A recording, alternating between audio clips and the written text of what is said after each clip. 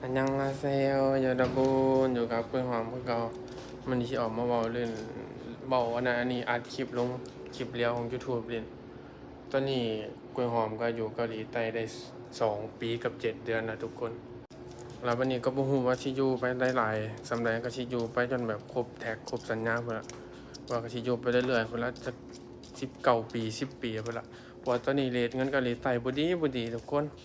เรทเงินเกาหลีใต้มันสิล้านวอนมันสิได้อยู่ประมาณ23,100 บาท200 บาทบวกค่าธรรมเนียม5-6,000 วอนประมาณนี้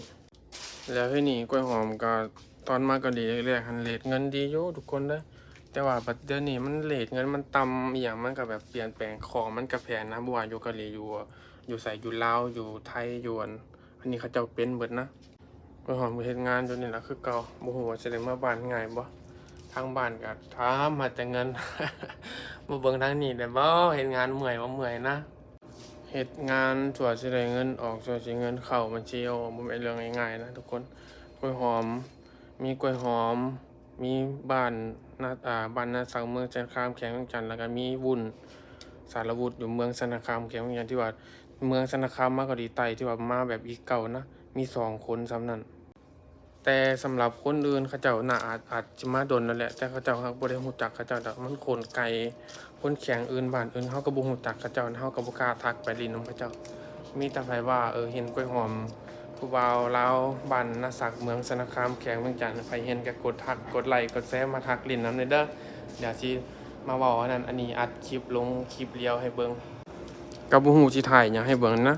หากะสร้าง YouTube เฮ็ด YouTube เล่นเฮ็ดคลิปเล่นๆไปถ่ายเล่นไปเพราะว่าเอาไว้เบิ่งเป็นความทรงจำสมมุติว่าเขากลับบ้านไปบางทีคิดฮอดเกาหลีก็เลยจะมาเลาะเบิ่งคลิปคือเก่านะ เนี่ยอันนี้เป็นตักเตอเอาไว้ขอบสายไฟเวลาเขาเฮ็ดเครื่องจักรเครื่องเขียนมีสายไฟนำอยู่ข้างหลังหลายๆอยู่อันญาอยู่เฮ็ดงานแต่ละมื้อต้องได้ภาษานำอยู่โรงงานนี้นะเอาละกล้วยหอมเว้าส่ำนี้ละเดี๋ยวมื้อหน้าสิมาถ่ายอันนั้นอันนี้ให้เบิ่งก็อยู่โรงงานนี่คือเก่าแหละก็บ่ฮู้สิไปถ่ายหยังให้เบิ่ง